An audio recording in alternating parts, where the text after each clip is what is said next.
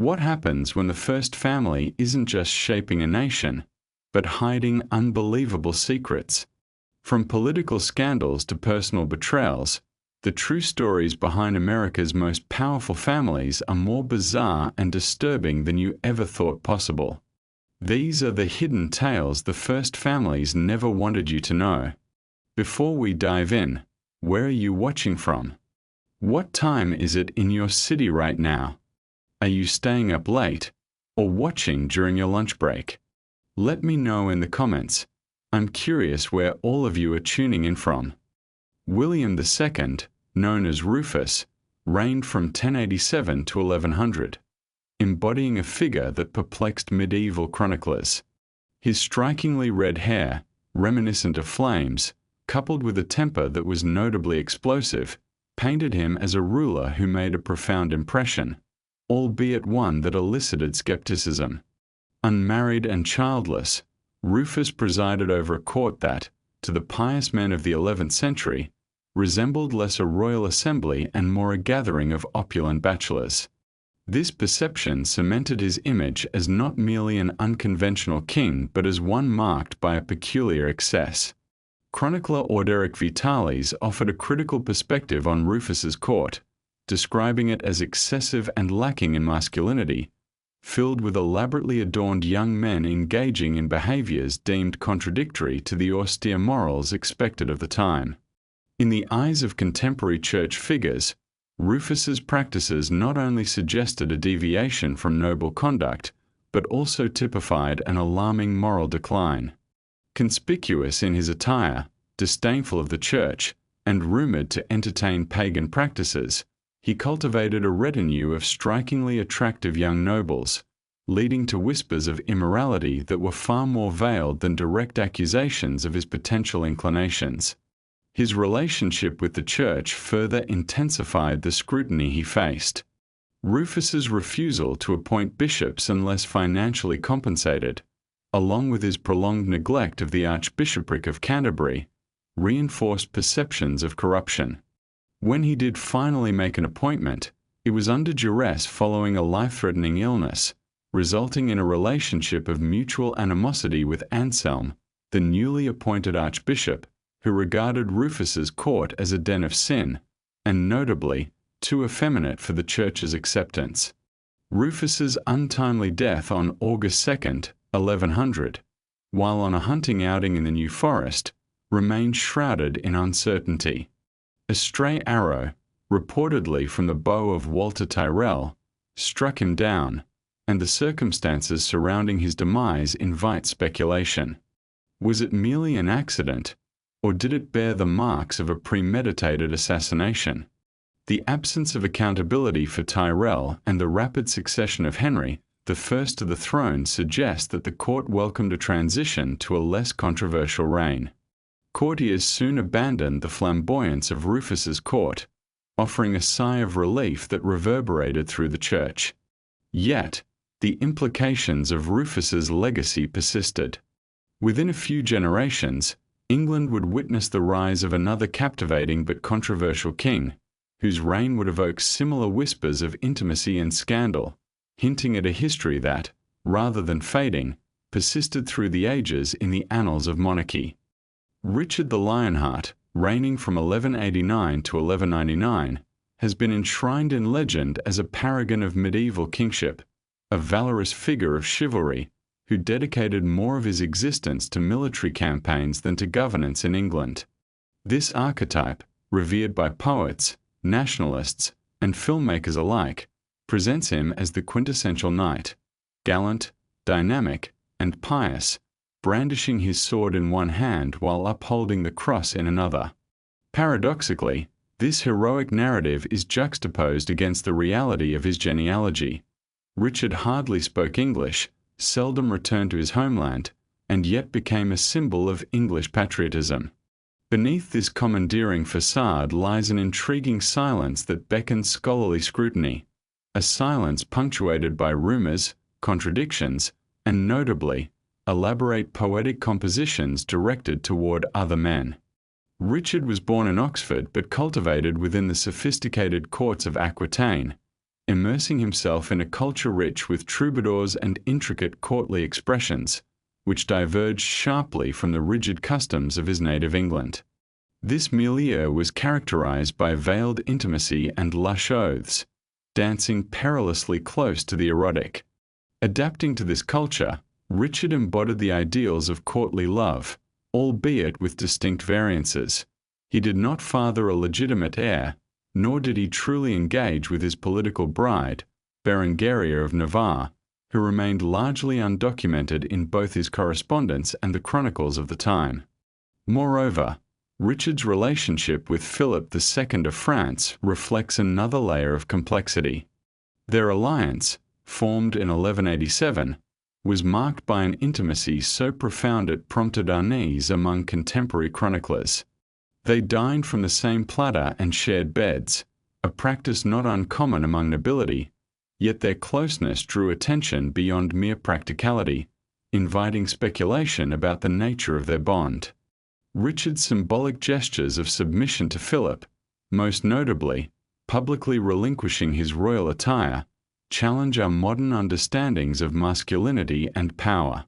As Richard aged and the toll of numerous battles and crusades weighed on him, he made a public confession of sins before the Pope, though the exact nature of these misdeeds remains elusive in historical records, leading some scholars to postulate about the implications of hidden desires.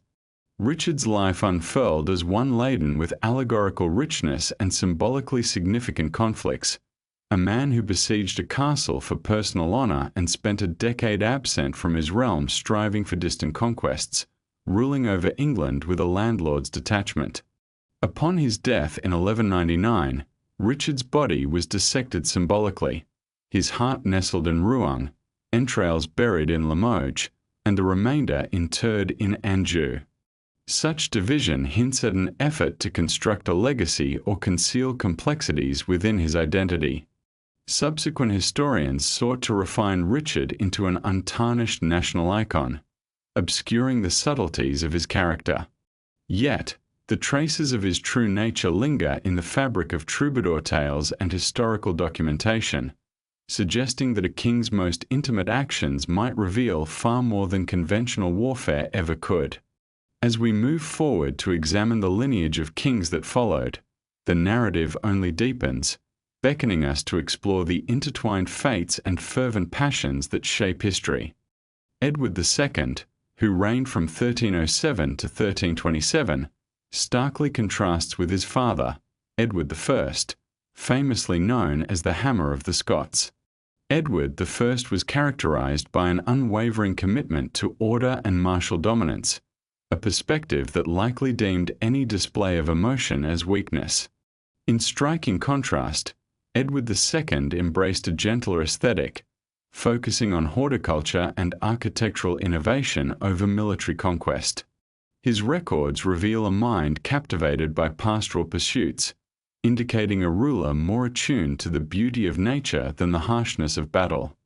However, it was Edward's personal affections that set the stage for his tumultuous reign.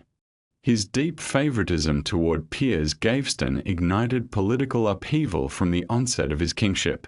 Gaveston epitomized flamboyance and bravado, qualities that not only defined his character but also invoked the ire of the English nobility. Chroniclers of the time, such as Thomas Walsingham, noted their bond as both extravagant and excessive. Edward's immediate elevation of Gaveston to significant titles, including the Earl of Cornwall, was less an act of political acumen and more an affront to the barons, who perceived Gaveston's influence as a direct threat to their own status and authority. This relationship was fraught with implications. Edward's overt favoritism to Gaveston overshadowed his marriage to Isabella of France, whose political savvy was eclipsed by her husband's publicly affectionate bond with his male companion. The coronation ceremony, which should have solidified Isabella's royal stature, instead relegated her behind Gaveston in terms of honor, a social faux pas that resonated loudly in a society steeped in traditional hierarchies. Gaveston's blatant disregard for the nobility, coupled with mocking nicknames and scornful behavior, ultimately led to a seething resentment among the barons. His political miscalculations culminated in multiple exiles before he was finally captured and executed by dissenters in 1312, a moment that not only devastated Edward personally but irrevocably impacted the political landscape of England. In the aftermath of this loss, another figure rose to favoritism: Hugh Despenser the Younger. Unlike Gaveston, Despenser's influence was marked by calculating ruthlessness, using his closeness to Edward to enact tyranny and deepen the fractures among the nobility. Despenser's confiscatory practices and legal manipulations ushered the court into a realm of intrigue and resentment, leaving it feeling more like a private circle than a ruling body. By the late 1320s, discontent among the barons had evolved into actionable plots, provoking Isabella, tired of her husband's neglect, to ally with Roger Mortimer. This marked the descent into rebellion, resulting in Edward's capture and forced abdication in favour of their son. This downfall represented not merely the end of Edward's reign but symbolised the collapse of the notion that a sovereign could govern through affectionate ties rather than strategic alliances. Edward's death in captivity in 1327 remained shrouded in ambiguity, echoing legends that reflect a quiet tragedy, his reign emblematic of emotional vulnerability in an era where Stoicism reigned supreme. Ultimately, history recalls Edward not for military endeavours or political blunders, but for the profound relationships he forged and the cost of such emotional investment. However, his successor would embody these contradictions in even more complex ways. This next monarch navigated equally intense friendships steeped in mystery, heralding a legacy shrouded in intrigue, marked by a Scottish crown, a tragic narrative, and relationships that continue to challenge historical understanding. James I of Scotland is an intriguing figure whose life epitomizes the complexities of kingship during a turbulent era. Captured at sea by English pirates while attempting to flee to France, James spent the formative years of his youth, ages 12 to 30, as a hostage in England, not confined in grim dungeons, but rather immersed in the cultured environment of the English court. Here, he was educated alongside the nobility, absorbing the intricacies of language, literature, and politics, while developing habits and tastes that seemed to diverge from the traditional expectations of a Scottish monarch. When James assumed the throne in 1424, he exuded contradictions: a hardened individual possessing the soul of a poet, a king who had lost precious years of his life to captivity. His return to Scotland was marked by a swift, politically motivated marriage to Joan Beaufort, an English noblewoman, which was framed as a romantic union in royal narratives. Yet, beneath the surface of his poetic narratives, most notably the King's Quair, which he wrote about his feelings for Joan, lay unsettling gaps that hinted at unaddressed emotions and possibly discreet relationships with young male courtiers. One such figure, William Chommer, enjoyed exceptional closeness to James, with historians noting their affluent friendship, marked by gifts and titles perhaps more intimate than mere courtly affection. Simultaneously, James enacted radical reforms upon his return, deliberately replacing established nobles with younger, less traditional figures, fostering a court that appeared more curated than governed, stirring whispers that teetered on the edge of scandal during a time when such rumors could be perilous. James' complex persona, brilliant and cruel, posed questions about his emotional landscape. His policies, often aggressive in centralizing authority, antagonized the very nobles he relied on until, in a moment of violent betrayal, he was assassinated in 1437. This shocking event left Scotland navigating a vacuum of leadership, as Joan attempted to safeguard their son James II's claim to the throne, while James' legacy was constrained to a footnote, a romantic poet turned ruthless king whose youthful indiscretions faded behind a veil of silence. Historians grapple with the enigma of James I, pondering the nature of his relationships and the extent of his emotional dependencies. Could this king, who so eloquently captured deep feelings in his poetry, have harbored ties that transcended mere friendship?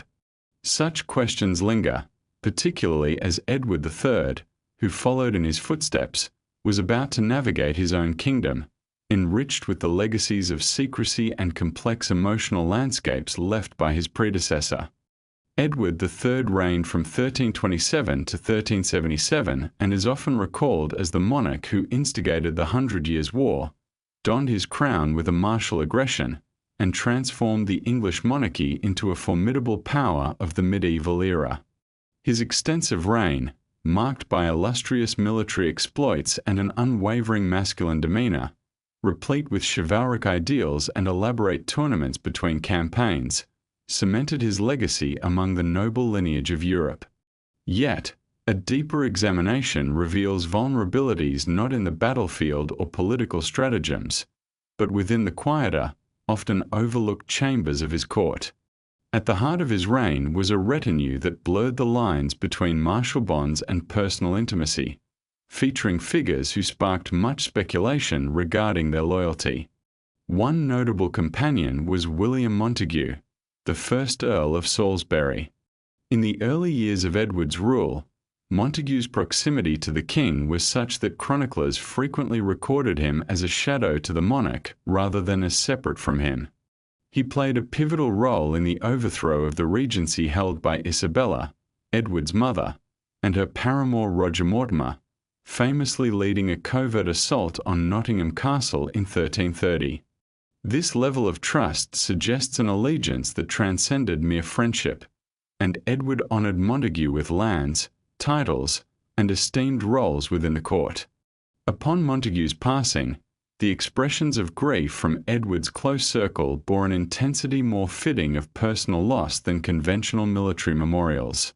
Similarly, Sir Richard Devash, a Knight of the Garter and another prominent figure within Edward's inner circle, ascended rapidly through the ranks amid much intrigue. His elevation was marked by generous rewards and appointments, yet the reasons behind his indispensability remained largely unarticulated in official records. Edward, with an astute sense of myth-making, had a remarkable ability to weave intimacy into the fabric of honour. This was exemplified by the founding of the Order of the Garter in 1348, which, while ostensibly a celebration of chivalric values, simultaneously concealed a profound camaraderie among its members. The elaborate rituals and symbols associated with the order functioned as a quasi-secret society, enabling expressions of male intimacy to thrive under the guise of honor, thus shielding them from ecclesiastical scrutiny. Contemporary poetry from Edward's court, much of it anonymous, reflects this intricate intertwining of loyalty and affection among knights, often blurring the lines between political allegiance and emotional bond. While heterosexual relationships were indeed present, the focus on male companionship is striking in its idealization and elevation, carefully veiled against potential cleric backlash. Additionally, Edward's relationship with his sons, particularly the Black Prince, reveals another dimension of this emotional landscape. His profound affection for his eldest son, characterized by intense involvement in his military education and deep mourning at his death, suggests a profound emotional investment that subverted the typical aloofness of royal relationships. Despite the grandiosity of Edward's reign and the meticulous records of wars and treaties, insights into his emotional interior remain ambiguous yet critical. What endures are fleeting moments captured in correspondence, promotion patterns, and a courtly lineup that indicates a carefully curated selection of favorites. This subtlety invites inquiries that may uncover a deeper understanding of the king's psyche, though accusations against him were seldom direct, particularly given his established family, which included numerous offspring. The intricate dance of affection within the brutal arena of medieval politics often masqueraded as chivalry or camaraderie, at times even cloaked in ceremonial grandeur. As Edward mastered the skill of concealing his more intimate relationships beneath a veneer of martial honor, he prepared the ground for his successor, a king whose reign would take a more tumultuous direction. Unlike Edward, this next monarch would openly grapple with his contradictions, inciting warfare not only externally but within his own dominion. His singular attachment to a courtier would ultimately kindle a rebellion, fracture a realm, and leave a legacy shrouded in unanswered questions. Henry II, who reigned from 1154 to 1189, was not merely a monarch but a figure of commanding presence, characterized by his loud temperament, impulsive nature, and remarkable intellectual prowess. His vigor was palpable. He pushed horses to their limits, berated bishops until they fainted, and ruled an expansive empire that spanned from the Scottish border to the Pyrenees with a fervor that belied any notion of inactivity. His fierce temper drove even his servants to seek refuge beneath tables, yet this display of power accompanied a notable complexity, exemplified by his intense friendship with Thomas Becket, a man who would rise to become both saint and martyr. Initially, Becket, the Archdeacon of Canterbury and later Archbishop, was an emblem of Henry's affection, an unlikely favourite drawn from the mid-ranking nobility and whisked into power with dizzying speed. Their connection was marked by stark contrasts. While Henry embodied fiery ambition, Becket represented a measured, graceful steadiness.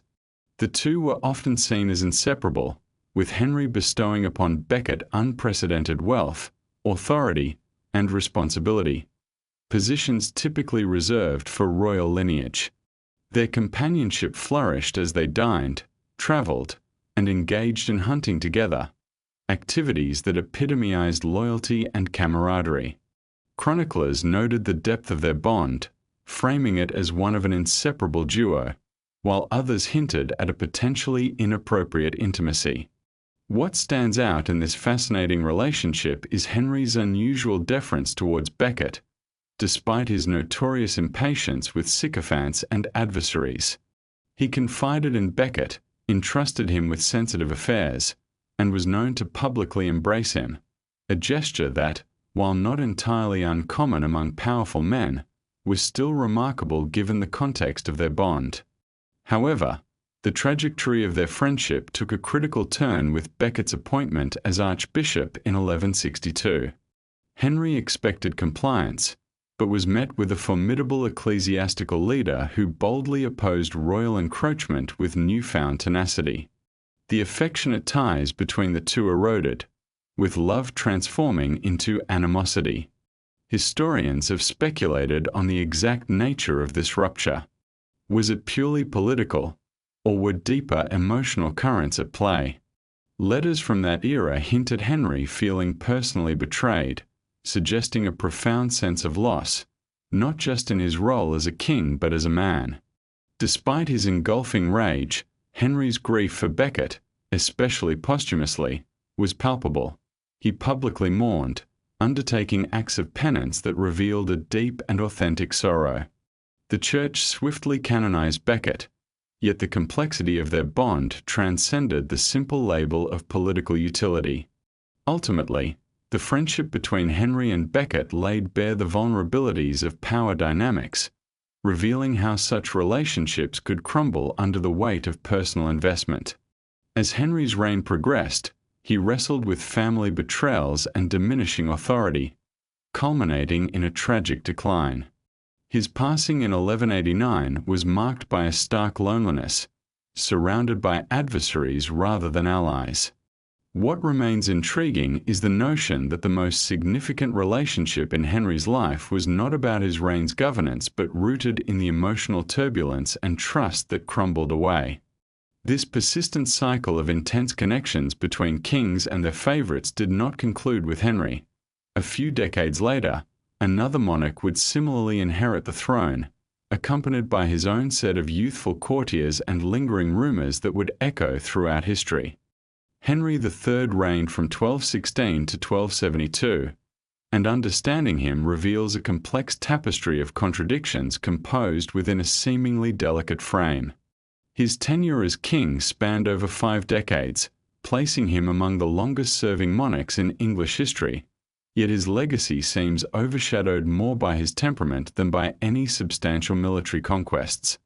Rather than pursuing war, He inadvertently incited civil strife, embodying the irony of a devout man who cultivated a court marked by ostentatious theatricality.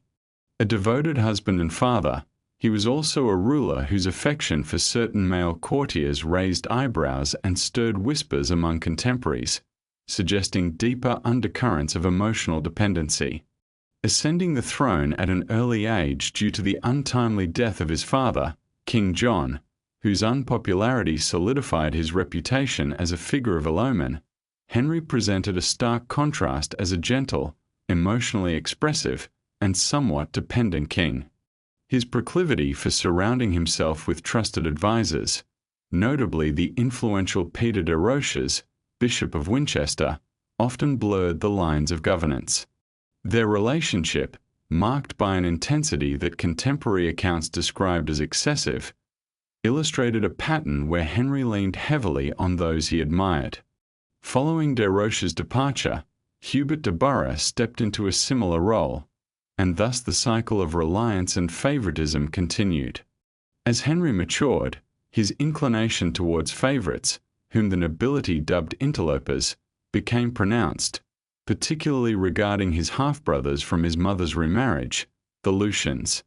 These young men, charming yet largely unremarkable, ascended rapidly due to their proximity to the king, stirring both admiration and suspicion among the barons. They received significant gifts of land and titles, partaking in intimate royal activities that ignited not just curiosity but outright scandal, sparking accusations of Henry's indiscreet affections. In tandem with his favoritism, Henry was captivated by beauty and display, infusing his court with artifice and extravagance that clashed with the expectations of traditional nobility. His royal chapel resembled a lavish jewel box rather than a sanctuary, creating a spectacle of both piety and luxury that unsettled the old guard, who envisioned kingship as a realm marked by valor and authority. The relationship that Henry cultivated with Simon de Montfort, who would become his adversary, also began with a bond characterized by shared ideals and mutual respect, epitomizing the kinship Henry so earnestly sought. Their alliance soured when de Montfort accused the Lucians of misconduct, and Henry's refusal to embrace criticism hastened the descent into civil conflict. This cycle of elevation, attachment, betrayal, and ultimately, abandonment recurred throughout Henry's reign, each instance prompting renewed speculation about his character and leadership. Was it weakness, naivety, or a desperate yearning for genuine connection? His marriage to Eleanor of Provence, while respectful and cooperative, lacked the zeal often associated with royal unions. Instead, Henry's fervor seemed directed toward his friendships, advisers, and ideals, along with a peculiar admiration for youthful beauty that often filled his court. He exited the stage in 1272, his reign obscured by the more assertive legacy of his son Edward I. Yet, Henry's peculiar narrative remained, a complex web of emotional entanglements veiled beneath a grand facade of devotion. A monarch more remembered for the company he kept than for the victories he achieved, Henry III's introspective legacy was soon disrupted by the emergence of a king whose own narrative shattered all semblance of reflection, one marked by robust ambition, numerous marital alliances, and appetites that strayed far from conventional expectations.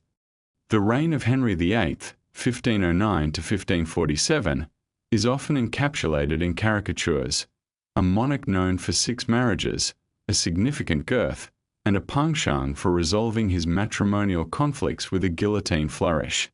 Commonly recognized as emblematic of Renaissance bravado, excess, and rather alarming insecurities, the story of Henry evolves into that of a ruler whose life oscillated between myth and reality, a vivid autocrat enshrouded in opulence, maneuvering through the tapestry of faith and society with the nonchalance of a chess master.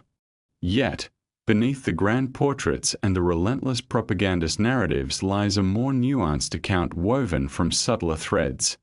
While Henry's consuming obsession with siring a male heir is undisputed, the path of that fixation meanders through intricate personal relationships, particularly with his male companions, whose emotional ties to the king transcend mere friendship. Chief among these figures is Charles Brandon, the first Duke of Suffolk, whose relationship with Henry was forged in the crucibles of youth and conflict, from jousting tournaments to the trusted intimacies of court life. Their camaraderie was characterized by a rare intimacy. Brandon's secret marriage to Mary Tudor could have easily warranted severe retribution, and yet Henry's forgiveness illuminated a depth of affection that is often overlooked amidst historical analyses fixated on political intrigues.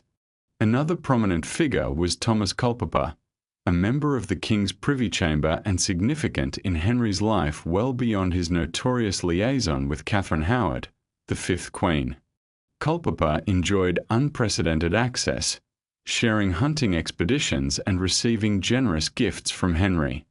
His behavior, despite raising eyebrows, incited Henry's unwavering protection, revealing layers of their bond that necessitate scrutiny independent of more scandalous narratives. The composition of Henry's privy chamber also merits investigation. This intimate circle included not merely political allies but an assembly of athletic young men who participated in the arts and revelries, tailored to not just engage but to flatter the king. Here, the roles of servant and companion were purposefully conflated, blurring boundaries in a court where leisure and emotional affiliation thrive side by side. One must consider the intriguing case of Mark Smeaton, a court musician executed amid the machinations of the Anne Boleyn affair. His somewhat incongruous rise from humble origins to mingle with the elite reflects a courtier's dilemma.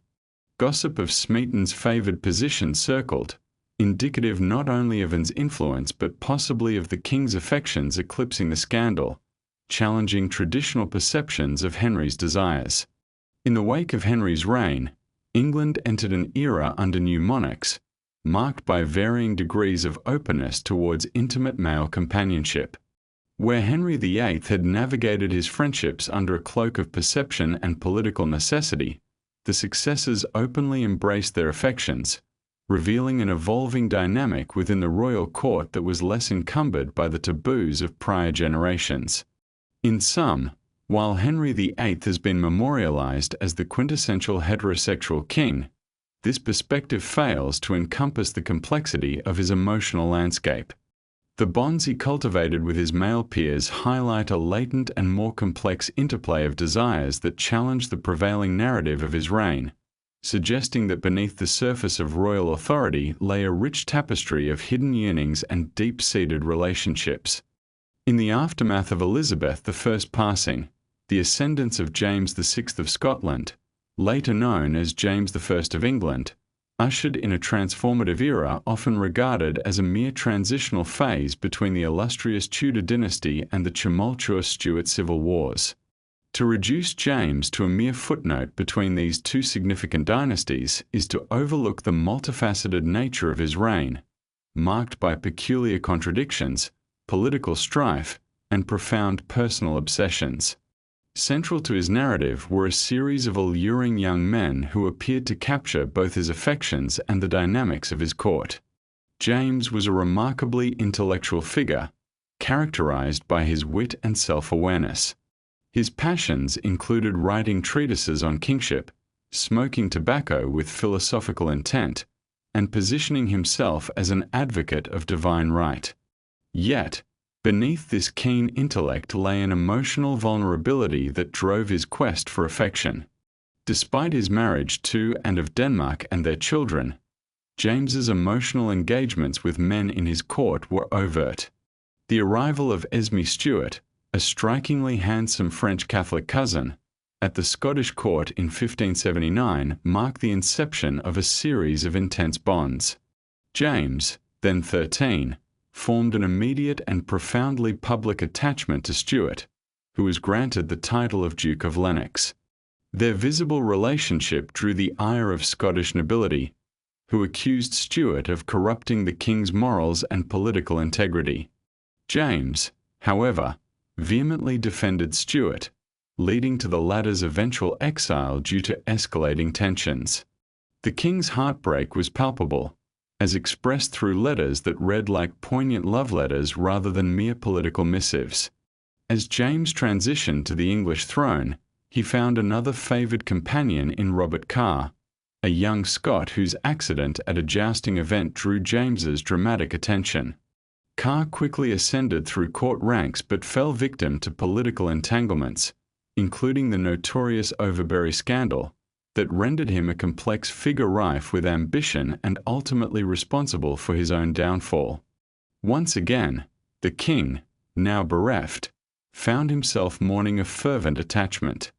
George Villiers, Duke of Buckingham, emerged as James's most notorious favourite, embodying the youthful elegance and charisma James adored. Their relationship, described in intimate terms within James's correspondences, where Villiers was termed "my sweet child and wife," eschewed the traditional boundaries of courtly favourites.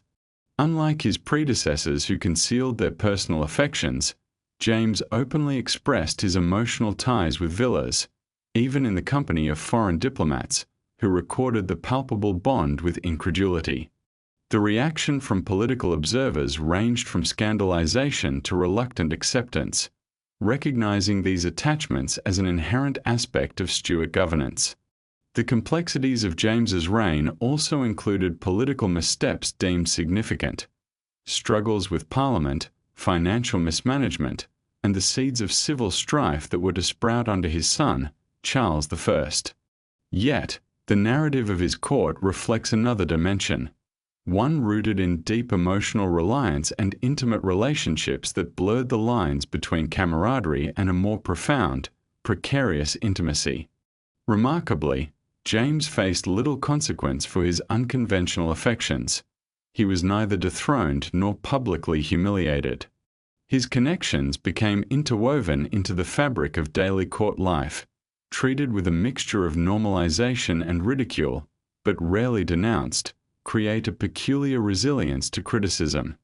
Ultimately, James VI and I's legacy extended beyond his lifetime, influencing his son Charles I, who inherited not only the throne but a court steeped in the same emotional cravings and perilous favoritism.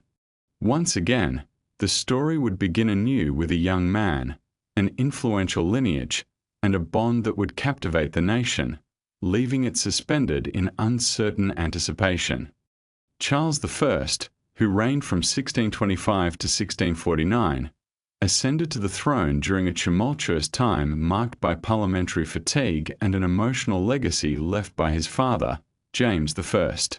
This inheritance shaped not only the monarchy but also Carl's personal demeanour. Where James had embraced the warmth of public affection, Charles was marked by a cool reserve and a dignified, yet stubborn, approach to governance. Despite his aloofness, Charles mirrored his father's paternal pattern of favoritism by forging a deep alliance with George Villiers, the Duke of Buckingham. Buckingham, who had already carved out a powerful position within the court, maintained his influence even after James's death, leading many to perceive his power as evidence of royal nepotism rather than merit. This perception worsened as Buckingham became a scapegoat for Charles's missteps, compounded by military failures and extravagant spending. Although Buckingham's influence over Charles was substantial, evidenced by their shared experiences, such as a failed diplomatic mission to Spain, the public's disdain was palpable, culminating in persistent calls from Parliament for Buckingham's dismissal. Charles's steadfast loyalty to Buckingham, articulated in his declaration that "I am the general of my friends, and he is my lieutenant," raised more than a few eyebrows, hinting at a deeper, potentially troubling bond.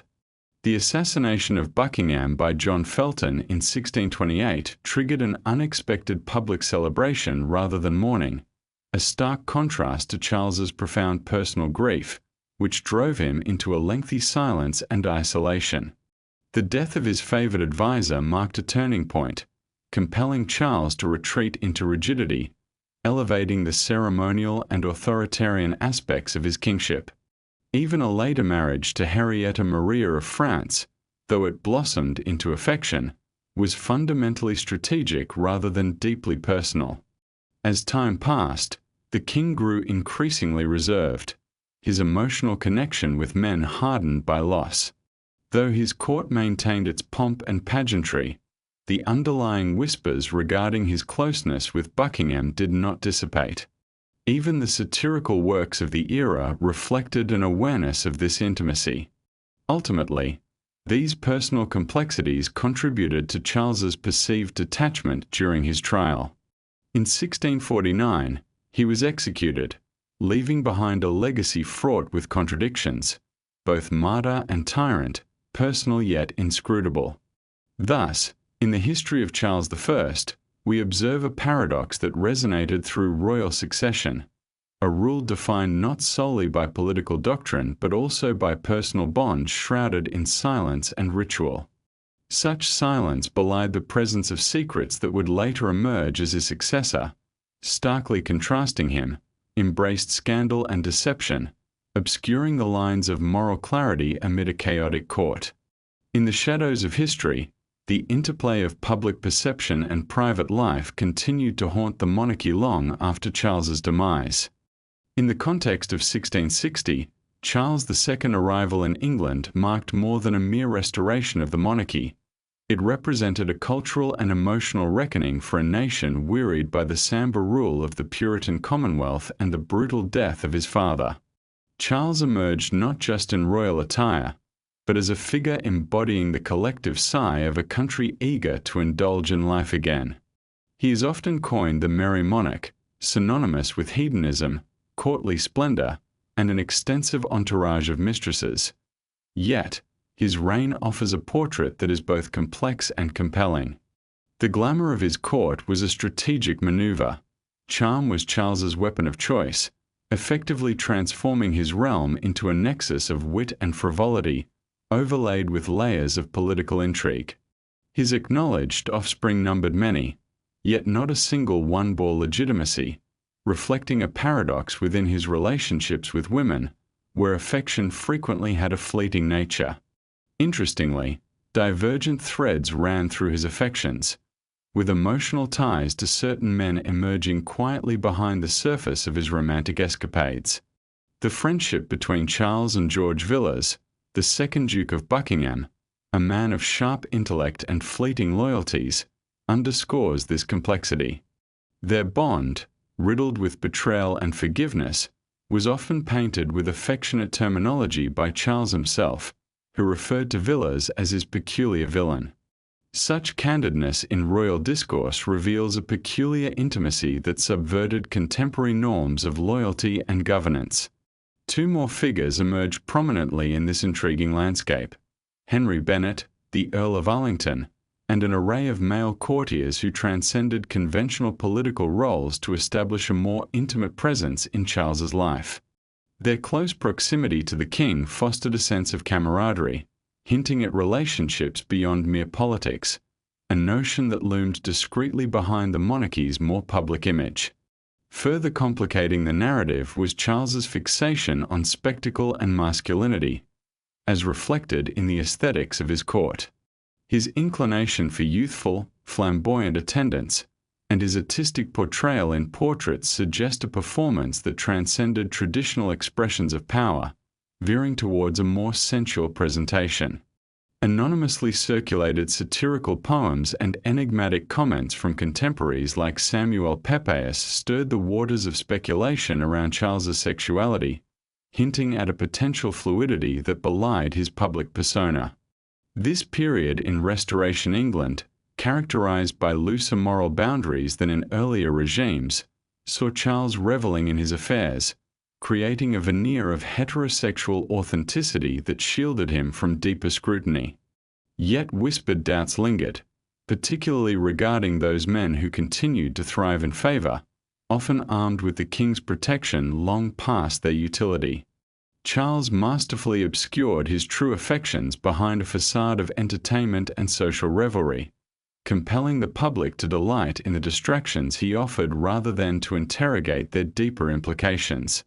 Thus, while he thrived in the art of subterfuge, his successor would bring a new set of complications, characterized by uproar and controversy that echoed his own experiences and set the stage for another profound chapter in England's tumultuous monarchy.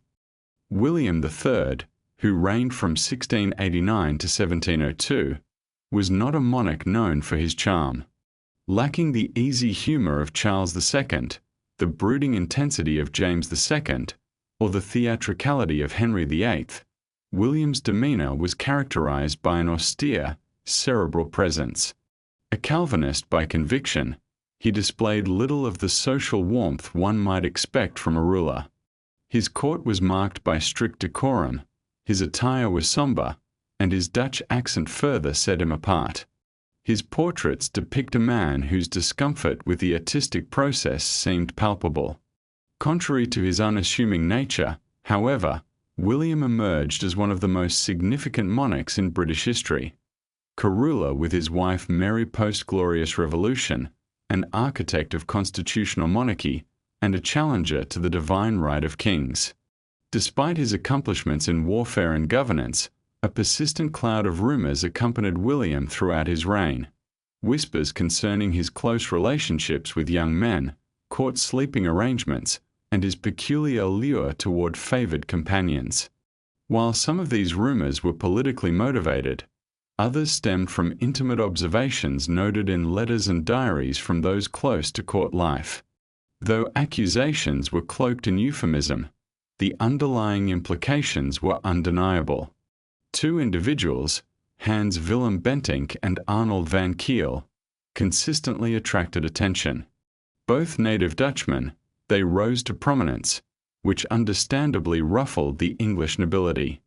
Bentinck, a devoted companion and trusted adviser, had been with William since childhood, accompanying him to England in 1688 and supporting him during his coronation.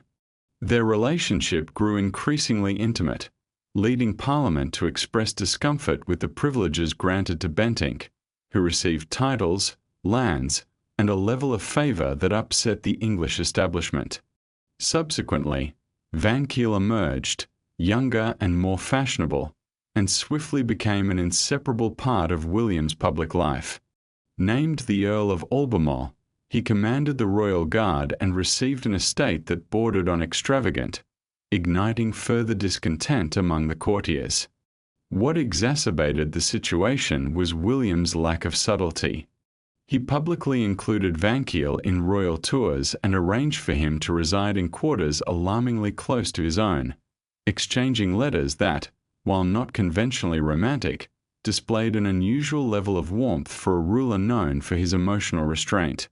A foreign ambassador even noted that William was unable to sleep without Van Kiel present, while another remarked that the young Dutchman wielded more influence than the entire Privy Council.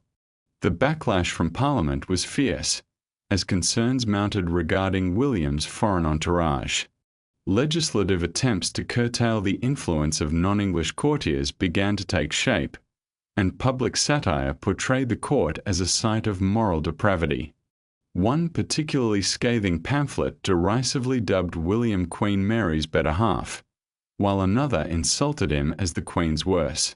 Yet, despite the fierce scrutiny and allegations, nothing substantially impeded William's reign. His formidable political presence ensured that he largely disregarded the rumours.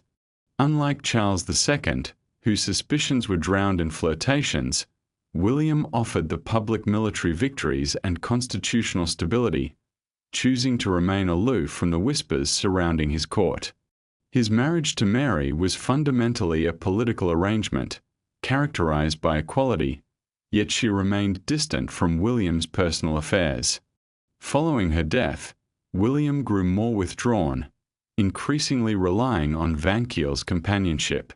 It was during this period that Bentinck, feeling marginalized by the younger man's access, expressed his grievances but was subsequently dismissed from court.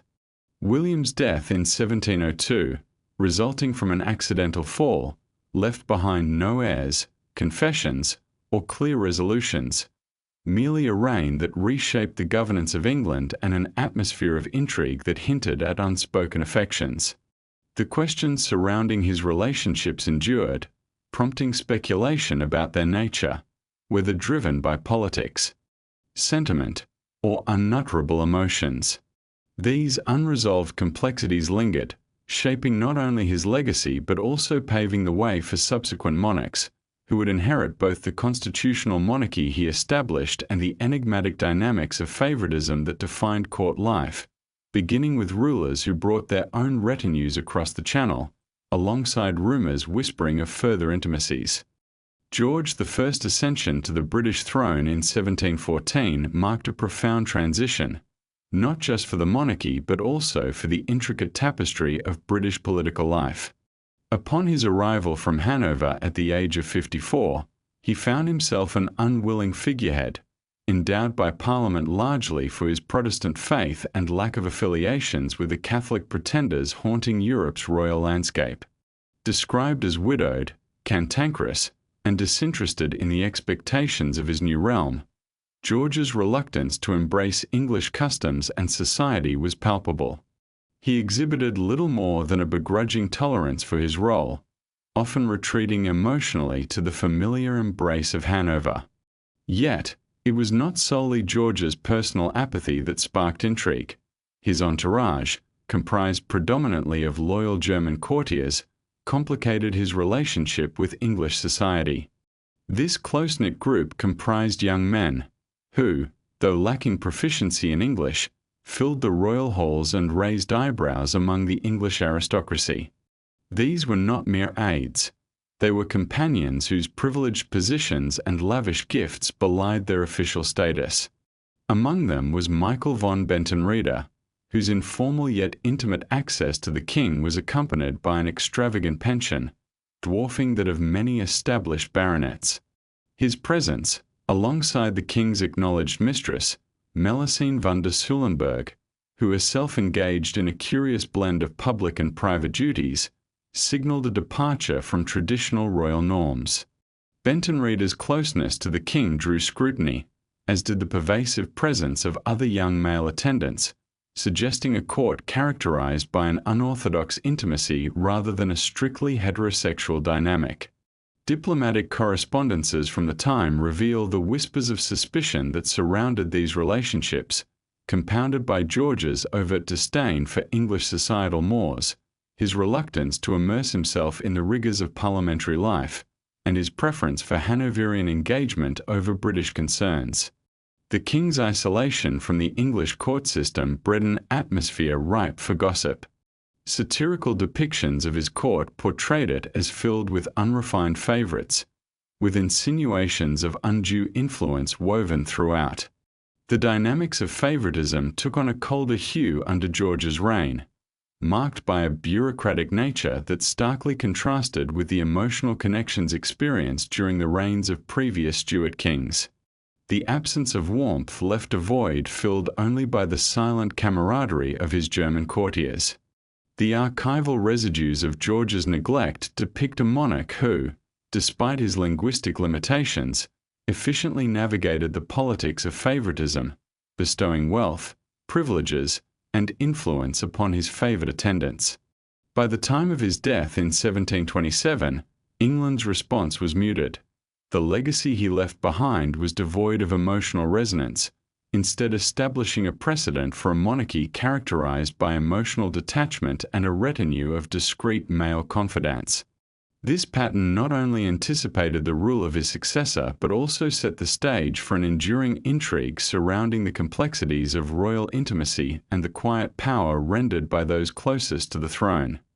George II reigned from 1727 to 1760, embodying a complicated legacy shaped by a tumultuous paternal relationship with George I, characterized by emotional distance and a pervasive sense of formality. Their discordant dynamic, which could easily have captivated an 18th century audience, set the stage for George II's ascension. Upon becoming king following his father's death during a journey to Hanover, George II inherited not just the crown but a distinctly remote model of kingship. In his efforts to bridge the cultural chasm created by George I, George II attempted to assimilate more seamlessly into British life. He improved his English, engaged in public gatherings, and made gestures of sociability. However, the underlying patterns of reticence persisted deeply within him, evidenced by his cautious trust towards others and a tight-knit circle of male companions. Among these was John Harvey, Lord Harvey, an exquisite individual known for his sharp intellect, charm, and political savvy, who moved through the court with ethereal grace. Despite being married, Harvey was rumored to have intimate relationships with several men, including the Fox brothers, adding layers to his intriguing persona. Harvey's proximity to George II, particularly as Vice-Chamberlain, gave rise to speculation, as he navigated effortlessly between professional responsibilities and personal affection. Their interactions exhibited an unprecedented familiarity, raising eyebrows at court. Harvey's own memoirs, which included veiled critiques of the king, utilized intimate terms when referring to George, suggesting a connection that went beyond mere duty. Queen Caroline of Ansbach seemed to condone this relationship, perceiving Harvey as a necessary conduit for managing her husband's capricious emotional landscape. In Harvey, George II found companionship that mirrored his own complexities, allowing him an avenue of loyalty devoid of overt scandal. Yet, Harvey was not alone, as George II's court often featured a rotation of youthful military guardsmen, many of whom seemed to enjoy roles well beyond their capabilities. Notably, reports from foreign ambassadors hinted at the convivial atmosphere of the king's evening entertainment, insinuating a patronage of youthful beauty that crossed the bounds of decorum. While the authenticity of such claims remains ambiguous, the rumors persisted, evolving into an unspoken part of George II's identity as he avoided directly engaging with the gossip. Like his father, George was content to navigate a murky realm between affection and obligation, where intimacy was shrouded in ritualistic propriety. The death of Queen Caroline in 1737 marked a profound turning point for George II. Although often perceived through the lens of political necessity, their marriage evolved into a genuine connection.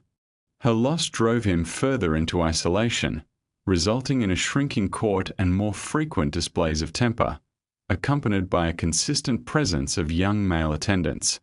Their roles may have varied from confidants to mere diversions, engaging in the intricacies of his personal realm.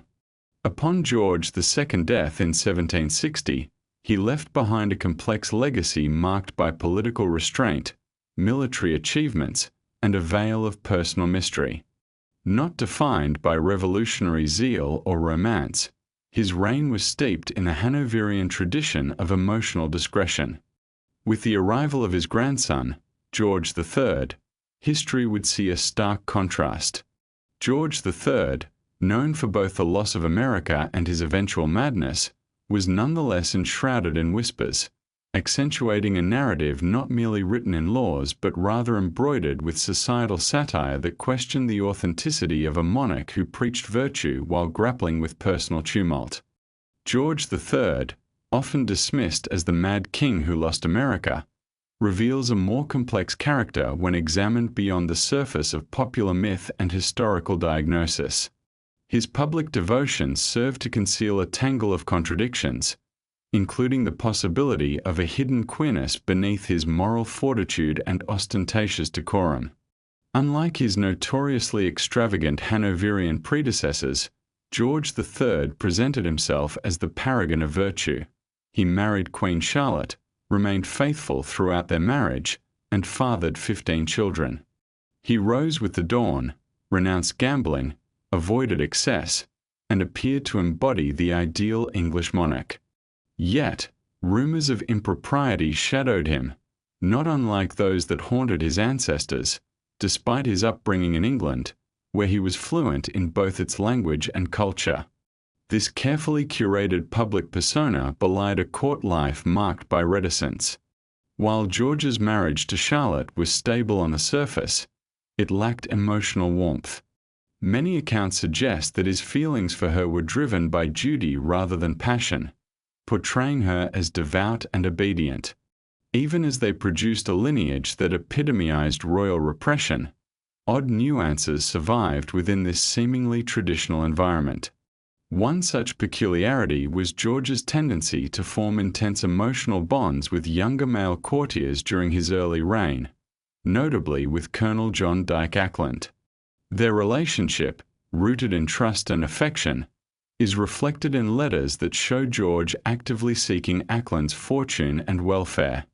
Moreover, Francis Willis, the physician who attended to George during his prominent mental health crises, hinted at profound attachments from the king's youth, suggesting that the emotional fabric of his relationships extended beyond mere proximity or duty. Satirical literature from the period adds another layer of intrigue. During more tumultuous parts of his reign, caricatures depicted George amidst whispering young attendants, invoking notions of inappropriate affiliations. An anonymous pamphlet from the 1790s branded him with charges of ungentlemanly preferences for these courtiers, employing euphemism to sidestep the more explicit implications of the claims. Though many of these criticisms were politically charged, they were somewhat founded in George's guarded demeanour, which often obscured a more profound yearning that could find no proper expression in the conventions of 18th century England. Despite championing moral virtue and presenting an image of paternal governance, George III maintained an intensely private inner realm that was subject to public scrutiny. His own sons, particularly his notorious heir George IV, lampooned their father's emotional reserve, joking about his monastic inclinations and lack of mistresses, contributing to an undercurrent of suspicion surrounding the king throughout his rule. Following George's mental deterioration at the start of the 19th century, he was sequestered from society and placed under the care of male attendants, handpicked for their proximity to the king. During these secluded years at Windsor, he rarely mentioned his wife or daughters but could vividly recount past courtiers' names and characteristics, reflecting a persistent yearning for male companionship. George III passed away in 1820, portrayed subsequently as a tragic figure, a king who succumbed to madness but intended well, suggesting that his private affections never aligned with the patriarchal role he outwardly sustained. This complexity would not only transcend George III but bubble to the surface with his successor, George IV, who embraced a demeanour that was extravagant and emotionally charged, further complicating the narrative of the royal monarchy. George IV's reign marked a departure, as he was derisively dubbed feminite, admired for his beauty, and surrounded once more by an entourage of young men whose roles in the court left much to interpretation. George IV, who reigned from 1820 to 1830, presented a striking contrast to his father, George III, the embodiment of a disciplined father figure to the British monarchy. Where George III upheld virtue and restraint, George IV personified a vibrant and flamboyant counter-narrative, characterized by indulgence and a mastery of public image that would resonate with today's celebrity culture. Long before assuming the crown, he emerged as a figure of conversation, reputed for his opulent lifestyle and the theatricality of his presence.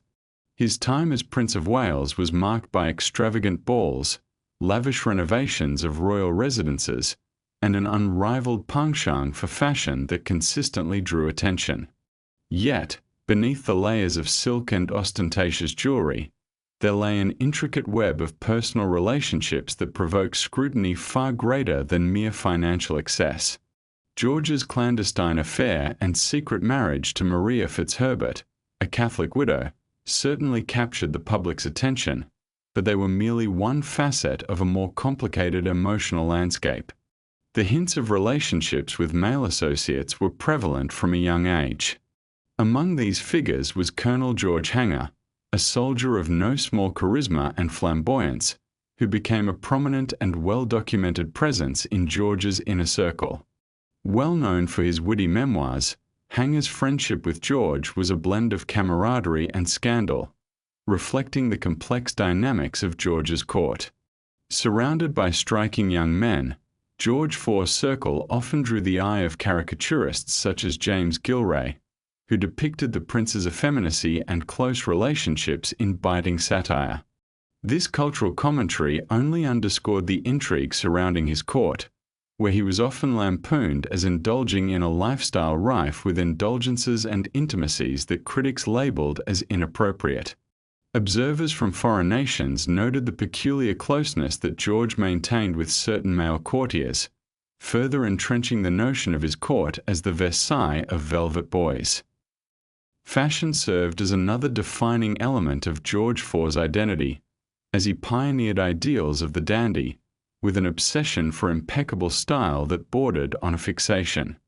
The renowned Beau Brummel, an archetype of the Regency dandy known for his sartorial elegance, became a significant confidant to George before their eventual fallout. Even after their rift, Brummel's influence lingered over George's identity. Despite George IV's myriad affairs with women, the personal letters he left behind often lacked genuine romantic sentiment, revealing a longing for deeper emotional connections that seemed elusive. Upon the death of Maria Fitzherbert, he chose to be interred with her miniature, an act interpreted by some as a testament to enduring love, while others viewed it as emblematic of a life marked by superficial relationships overshadowed by his more earnest bonds with men. When George IV finally took the throne in 1820, his rule lasted just a decade, rife with excessive ceremonial grandeur and public mockery, earning him the derisive epithet of Fatadonis. Beneath the layers of opulence lay a profound question that haunted his reign. Why was it that the king, who craved validation, seemed to seek solace largely within the company of men? As he departed this world, encumbered by layers of finery, reportedly counting more than a dozen garments, George IV left behind a legacy riddled with contradictions. His successor, William IV, would forego the elaborate silks of courtly life but not escape the murmurs of intrigue regarding his own relationships, interspersing the vivid tale of George IV with echoes of lingering speculation about loyalties and connections that transcended societal norms. William IV reigned from 1830 to 1837, assuming the throne under circumstances he never anticipated. Throughout his life, he remained largely overshadowed by royal expectations, occupying a secondary position as the third son of George III. His reputation was shaped more by his capricious nature and naval pursuits than by any coherent royal ambition. His ascension at the age of 64 marked an unexpected turn in a life characterized by a multitude of experiences. Known as the Sailor King, his extensive service in the Royal Navy earned him both admiration and skepticism regarding the implications of such a title. William's reign was notably distinguished by his rejection of the rigid court life propagated by his elder brother, George IV. His relationship with the actress Doratha Bland, commonly referred to as Mrs. Jordan, was a central element of his personal narrative, encompassing 10 children. This arrangement, though seen as scandalous, reflected a pragmatic stability rather than the romantic ideal often expected in royal unions. Following their separation, William's romantic endeavors continued but lacked the profound emotional connection he shared with Bland. His naval career often escapes thorough exploration by historians, despite its significant impact on his life. The camaraderie and bonds formed in the close quarters of naval ships marked a unique facet of his character, especially apparent in his relationships with figures like Captain George Grey. Their friendship endured beyond their naval careers, characterized by a warmth that eluded explicit recognition in biographies. Moreover, William's defense of certain male courtiers accused of unmanly conduct hints at a complexity and loyalty that challenges conventional perceptions of masculinity during his time. Notably, William's court, while smaller and less ostentatious than his brother's, maintained a carefully curated composition, often favoring young naval officers over aristocrats. Although met with skepticism by Parliament and an indifferent public, this pattern reflects a consistent preference for the familiar ties of his past. His approach to gossip diverged from his predecessors. Rather than resorting to lawsuits or silence, he employed humor as a shield against scrutiny. His brief reign of 7 years concluded with his death without legitimate heirs, transitionally paving the way for Victoria. History types cast William IV as merely a between monarch, yet this perspective neglects to engage with the nuanced contradictions that defined his life. Here was a sailor who shunned marriage for years, a father with illegitimate progeny who favored the company of former comrades. He lived with the awareness of his past as an open secret, inviting speculation while strategically deflecting attention through humor. Victoria's subsequent reign would dismantle the allowance for such ambiguities, forging a legacy grounded in formality and distance, pursuing her vision with unyielding purpose. Yet, when her son ascended the throne, the cycle resumed. This renewal of personal intrigue unfolded amidst an era of increasing public interest, where whisperings concerning his private life paralleled the historical complexities of William IV, a man of deep contradictions navigating the turbulent waters of monarchy. Edward VII, who reigned from 1901 to 1910, epitomized the opulence of late imperial Britain. His portly frame, jovial demeanor, and carefully tailored mourning coats were captured endlessly by photographers, showcasing an existence rich with comforts befitting an empire. As the eldest offspring of Queen Victoria, Edward spent nearly 60 years in a liminal state of royal purgatory, his status too significant to overlook yet his role too lethargic to define clearly. Embracing a life of grandeur, he became infamous for his numerous romantic escapades, with a notable array of mistresses that included society women, actresses, and aristocrats, some of whom were already married.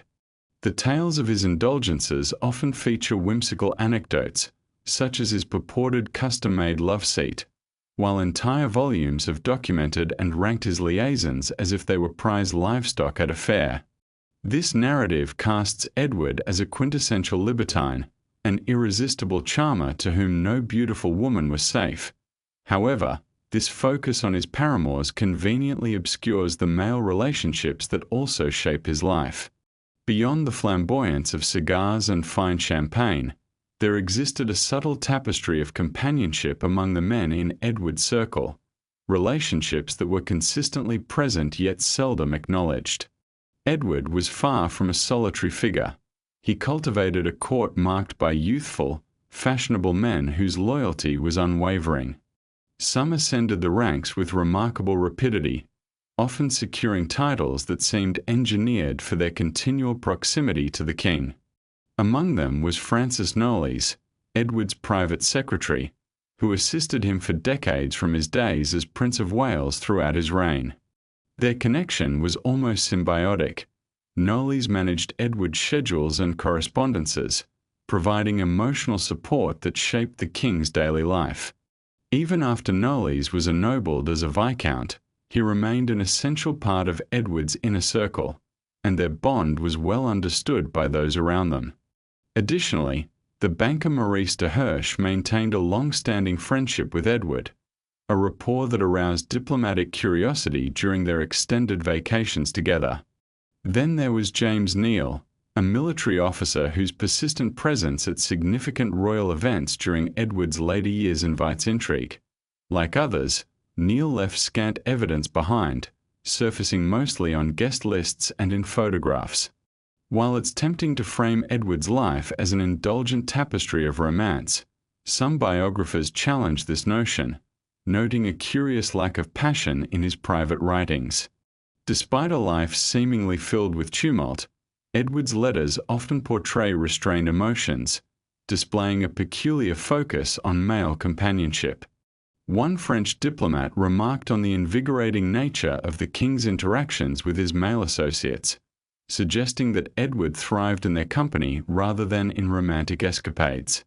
Upon his death in 1910, Edward was mourned as a social monarch whose revelries were as grand as his governance, yet the layers of his life reveal a profound yearning for affection that remained largely unfulfilled, despite the accolades of numerous love affairs. Interestingly, the enduring relationships in his life, those that survived beyond the tumult of scandal and politics, were predominantly with men. This historical backdrop provides a stark contrast to the reign of his son, George V, who reacted to his father's legacy of excess by retreating into a life characterized by duty and discretion. Although he shunned the revelry of decadence, George V became a figure of quiet intrigue, intertwining his sense of responsibility with the whispers of close male friendships that haunted the royal court just as they had under his father's reign. George V, who reigned from 1910 to 1936, exemplified a demeanor of quiet restraint and formidable stoicism. In contrast to the flamboyant Edward VII, whose reign was characterized by lavish celebrations, George V embodied the role of the dutiful custodian, addressing the aftermath of his predecessor's indulgences. His simple manner of speech and modest attire reflected a man more inclined towards solitary pursuits, such as stamp collecting, than the bustling social life expected of royal figures. Under his reign, the British Empire witnessed a crisis of confidence, encapsulated by the brutal realities of the Great War and the gradual onset of modernity, all approached by George with a facade as unyielding as stone. Nevertheless, beneath this stoic exterior lay a spectrum of emotions, typically expressed not through public proclamations or romantic liaisons, but through intimate friendships with select young men whose influence often surpassed their official ranks. As Prince of Wales, George became acquainted with the Royal Navy, where he fostered significant emotional bonds free from the scrutiny of court. Lieutenant Henry Chips Chichester emerged as a key figure in George's life during these formative years at sea. Their enduring friendship extended long past their naval service. Memoirs from the court reveal that George frequently corresponded with Chichester, his letters an intriguing mix of warmth tempered by formality. In his later years, George formed a close bond with Sir Frederick Ponsonby, his private secretary, who not only coordinated the king's busy agenda but also navigated his emotional landscape, intuitively interpreting his moods and easing his social interactions. Ponsonby earned the king's trust and, unusual for someone without a formal political position, was granted titles and significant influence. Another significant figure in George's life was Lord Stamford, whose quiet loyalty and reserved nature resonated deeply with the king. Although no personal correspondence exists between them, records suggest that Stamford maintained a close physical proximity to the king, reinforcing patterns seen in royal favourites throughout history. In a court rife with unspoken rules, George was a proponent of silence. He frowned upon gossip, discouraged memoirs, and meticulously disposed of personal documents. Yet, amidst this careful management of public perception, speculation concerning his preference for male companionship and the unusually affectionate terminology he employed with certain attendants persisted. The dynamic of George's marriage to Queen Mary was equally fraught with formality, characterized by mutual respect yet a notable absence of warmth. Their lives played out in separate quarters, with letters serving as their primary means of communication even when situated in the same residence. Mary quietly accepted the king's emotional distance, perhaps recognizing the reality of her situation with little choice in the matter. As George V passed away in 1936, he was memorialized as a stabilizing figure during a period of imperial decline. His death, like his reign, was managed meticulously. His physician administered a controlled dose of morphine and cocaine, ensuring that he departed before the dawn of the next day's newspapers, thus preserving the dignity of the royal image. This detail encapsulates the essence of George V's rule, a prioritization of image and composure over genuine emotional expression. Yet behind this frigid legacy endured whispers of the true nature of his emotional ties, particularly regarding his close friendships with young men within the royal court. These murmurs would only intensify in the ensuing generation, resonating with greater fervor in the reign of his son, Edward VIII, whose relationships, both with men and women, would ignite not just scandal, but a constitutional crisis that would shake the monarchy to its core.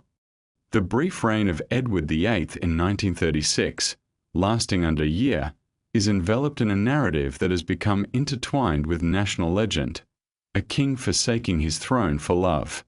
However, the simplicity of this tale obscures the intricate realities of Edward's life, known to intimates merely as David. His abdication, devoid of the pomp traditionally associated with royal ascension, serves as a crucial pivot point in British history, revealing not just a romantic scandal but deeper complexities of his identity and relationships. Wallis Simpson, an American divorcee whose societal charm belied her controversial status, emerged as the catalyst for his abdication. Yet, prior to her influence, Edward had already cultivated a reputation at court for his unconventional relationships, notably those with young men. His tenure as Prince of Wales saw him engage in a lifestyle characterized by flamboyance, resonating with the artistic and bohemian influences of the time. His close associations with figures such as Louis Mountbatten hinted an intimacy that blurred the boundaries between platonic friendship and romantic inclination. Their correspondence existed within a unique emotional landscape, one that invited scrutiny even in their era. Further complicating Edward's narrative was his steadfast friendship with Walter Montagu, a courtier and trusted advisor whose presence during the abdication crisis suggests a profound emotional bond. Their exchanges, while ostensibly formal, reveal a nuanced dependency that transcended typical royal dynamics. The social ambience of Edward's life was further accentuated by extravagant parties and vacations replete with opulence, often populated by a retinue that seemed to shock diplomatic observers with its theatricality.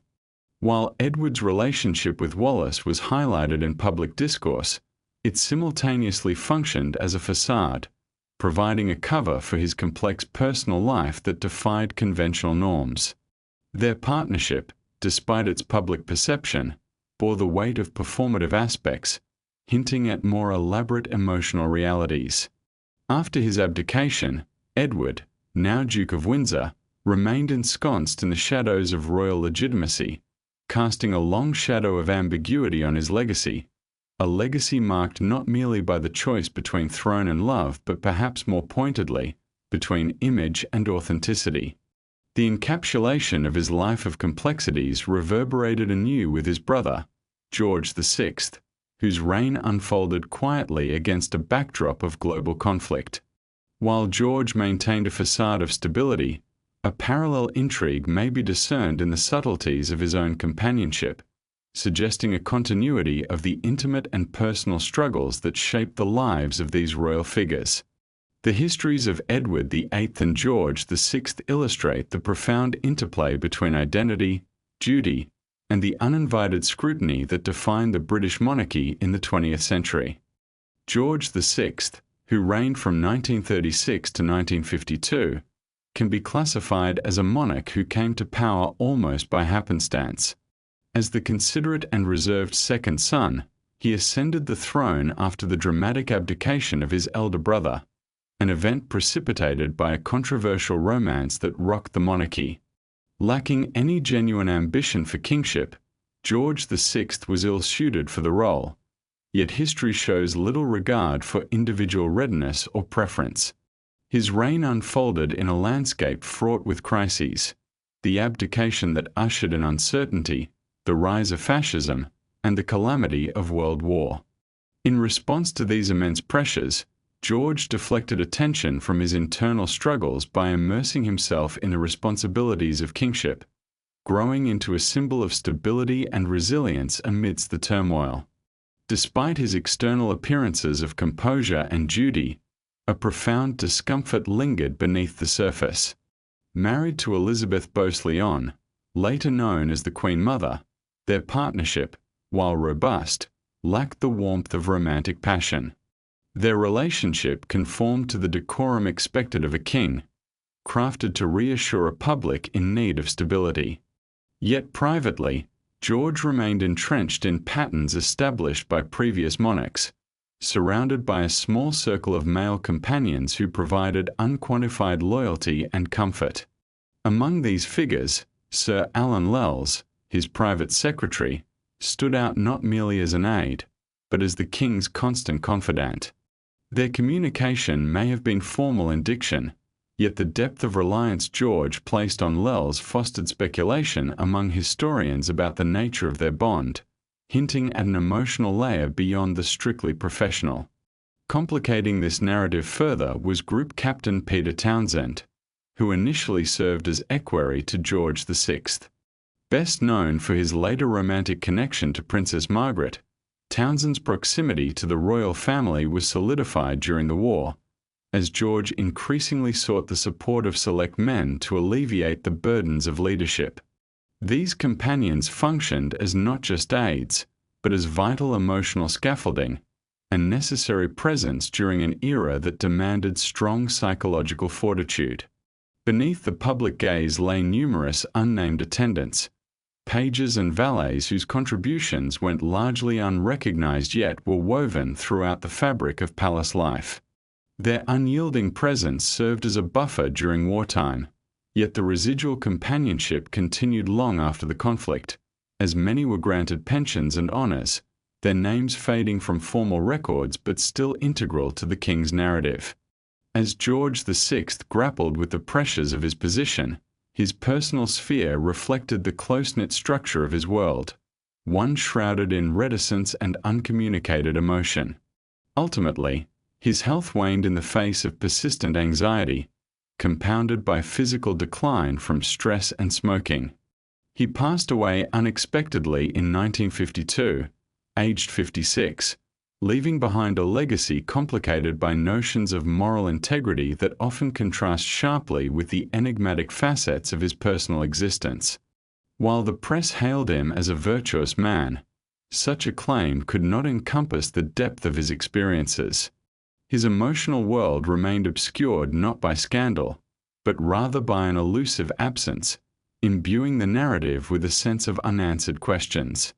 The dawn of his daughter Elizabeth's reign heralded the disappearance of many traces of the past, yet lingering echoes of George VI's complexities and deeply held private loyalties persisted, suggesting deeper narratives waiting to be uncovered.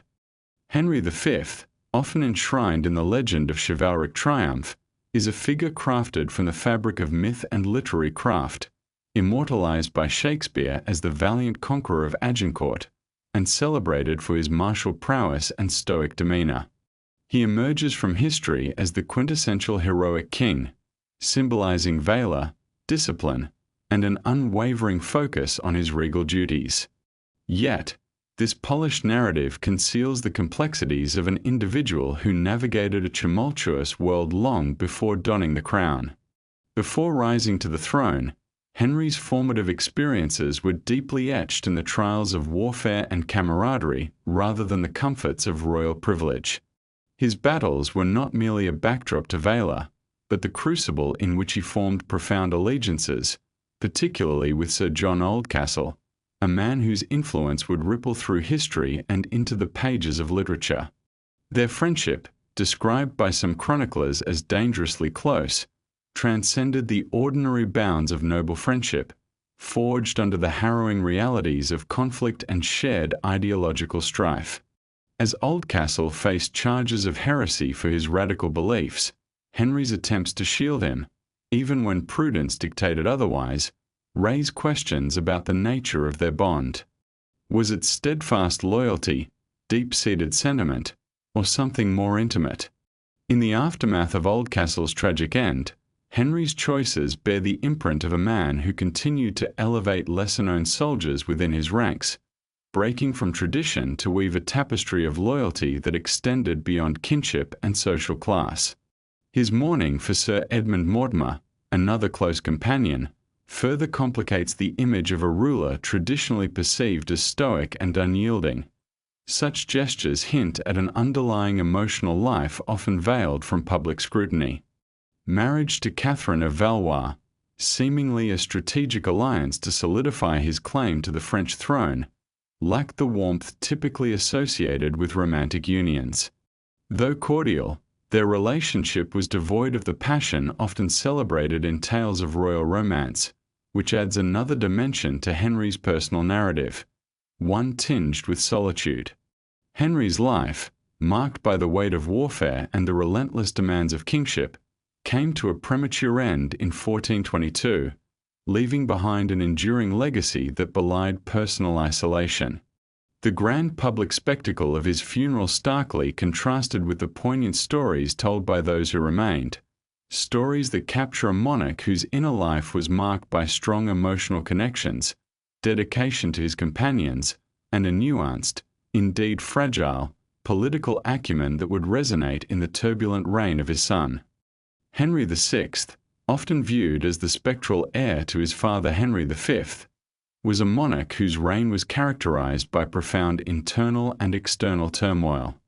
Unlike his father, the martial king who commanded respect and fear, young Henry was a gentle soul, his demeanor more suited to the cloistered life of a monk than the ruthless arena of 15th-century political conflict. His rule would ultimately witness a disintegration of his kingdom's lands, a legacy of despair, and a disconnection from his own identity. From an early age, this timid king exhibited a curious discomfort in the presence of women and an overwhelming affinity for his male courtiers. The prospect of marriage held little allure for him, contrasting sharply with the expected courtly norms of the day.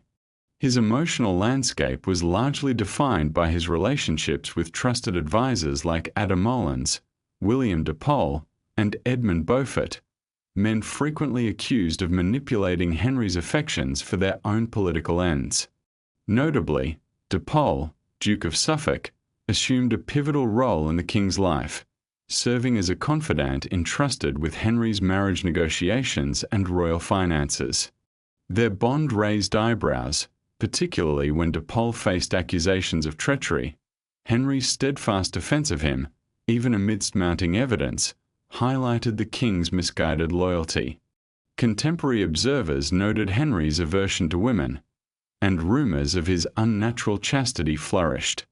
His only child, Edward of Westminster, was shrouded in suspicion, with whispers suggesting that he was not Henry's legitimate son but rather raised in the shadow of Queen Margaret of Anjou's alleged infidelity, a rumor that would haunt Edward's existence. The king's entourage increasingly comprised scholars and clergy, their companionship providing spiritual solace but fostering an unhealthy emotional dependency. Chroniclers recorded many instances of Henry lost in contemplation or debates within chapel walls, finding comfort in the presence of young clerics while shying away from the expectations of assertive masculinity that defined royal court life. As civil strife escalated, culminating in the Wars of the Roses, Henry's fragile mental state deteriorated further. He withdrew into lengthy periods of silence and detachment, with close male companions increasingly stepping in to care for him during his retreats from reality. When briefly reinstated to the throne in 1470, Henry had become less a sovereign ruler and more a mere figurehead, surrounded by loyal companions yet devoid of the authority to engage meaningfully in the political landscape. His assassination in 1471, likely orchestrated by Edward IV, was a quiet affair, symbolizing both the end of his tumultuous reign and the enigmatic legacy of kingship shaped more by personal loyalties than by the public theatre of power. Indeed, Henry VI's tragic story serves as a reminder of how a king's most formidable vulnerabilities can conceal themselves beneath the guise of loyalty, quietly vanishing into history without explanation. King Stephen of Blois, who ascended to the English throne in 1135, emerged from a landscape characterized by turmoil and uncertainty, ruling through a period marked by lawlessness and bloodshed. His reign is often encapsulated within the framework of anarchy, a deeply chaotic civil war immortalized by a chronicler who poignantly stated, "Christ and his saints slept." Yet, beneath the prominent narratives of conflict, a subtler aspect of Stephen's kingship unfolded, frequently overlooked yet discernible in court records, rivalries, and the ascendance of ambitious young men. Although Stephen was not the rightful heir to the throne after the death of Henry I, whose only legitimate child was the Empress Matilda, he seized the moment. With charm, practicality, and a burgeoning popularity among the barons, Stephen hastened to Westminster, orchestrated his coronation, and claimed divine sanction for his rule.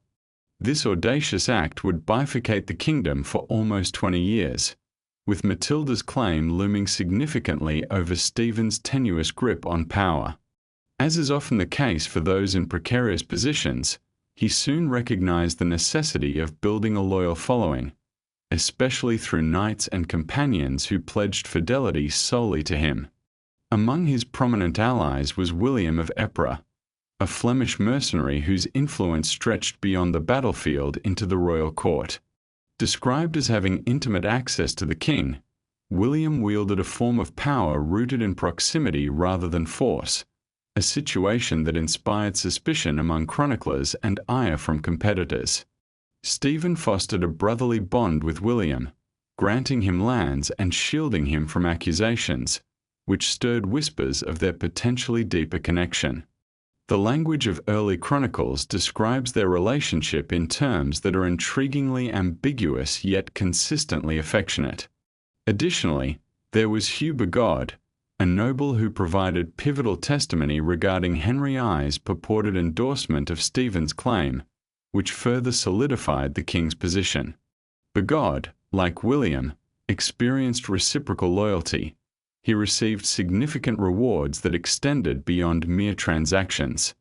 The dynamics between these men underscored the king's reliance on a close-knit circle that offered unwavering support in exchange for protection and privilege. In contrast, Stephen's marriage to Matilda of Boulogne diverged into a more political than personal partnership. She assumed the role of regent during his absences, skillfully managing the realm's defenses and leading troops. While they appeared formidable in strategy, emotional intimacy between them remains undocumented. Instead, Stephen's fondest affirmations seemed reserved for his male companions, those who shared his perils, joys, and their tragic fates. When peace was finally established in 1153, it was agreed that Stephen would remain king for life, with the stipulation that Matilda's son, the future Henry II, would become his successor. Stephen's life concluded the following year, not in the heat of battle, but in exhaustion, a king endured through relentless conflict. He is often remembered as a monarch of weakness amid strife, yet a more nuanced interpretation suggests that he was a sovereign burdened by trust misplaced in too few individuals. Thus, he left intact not only a legacy of political challenges but a series of emotional enigmas involving young men whose swift rises and abrupt demises elude the full narratives of history. The subsequent reign would yield a stark contrast, a monarch unyielding, shrewd, and marred by scandal, whose rule was characterized by calculated ruthlessness and a tumultuous personal life that defied conventional bounds. King John is often cast in the role of a quintessential villain, embodying the archetype of the nefarious monarch throughout British history. His notoriety stems from a series of calamities: excessive taxation, territorial losses, and the infamous signing of the Magna Carta as a last resort against civil turmoil. He has been immortalized as the cowardly antagonist in the tales of Robin Hood, a caricature of despotism and misrule.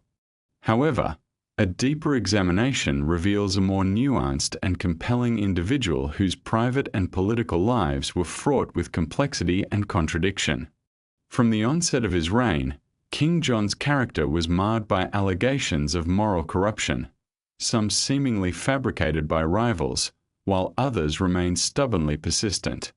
Among the various accusations, one particularly insidious charge of vile sodomy appeared prominently in contemporary chronicles, notably from Roger of Wendover, who articulated these claims with a stark severity.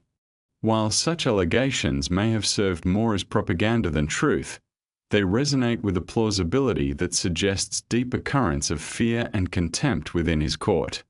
A significant figure in John's inner circle was Peter Desrock, a Potivan churchman who ascended to become one of John's key advisors. Desrocker's close relationship with the king included accompanying him on his travels, overseeing his financial affairs, and acting in a spiritual capacity. The king's affectionate references to Desrock, including the phrase "my most beloved Peter," contrasted sharply with the swirling rumours, adding layers of intrigue to their association. Another notable individual was Hubert de Burgh, whose rapid advancement from household knight to chief justiciar drew attention and speculation alike. Their frequent travels and extended private discussions fueled gossip regarding the nature of their relationship, echoing patterns seen in John's court, where personal loyalty often eclipsed noble lineage in matters of favoritism and administration. Unlike his predecessors, John appeared to show a brazen disregard for public opinion, deliberately cultivating alliances that invited scrutiny and scorn. His marriage to Isabella of Angoulême lacked intimacy and was politically motivated, with her presence largely relegated to the background despite their offspring. The king's affections seemed directed elsewhere, leaving a trail of discontent that culminated in widespread disdain, including among the barons, who ultimately sought reform through the Magna Carta, a declaration of their disillusionment with a sovereign thought to govern via caprice and personal indulgence. Upon his death in 1216, amid rumours of poor health, the lack of mourning signalled a collective exhalation from a kingdom sorely tried by his rule. Yet, the legacy of John's reign reveals a court characterised not merely by tyranny but also by deep, personal connections, relationships that elicited anxiety not from fear of incompetence but from an unsettling sense of intimacy. This complex blend of favour, fear, and closeness would find echoes even in subsequent reigns, suggesting that the shadows cast by King John endured beyond his time, foreshadowing future monarchs who would likewise navigate the treacherous waters of power, legacy, and their inexplicable personal bonds.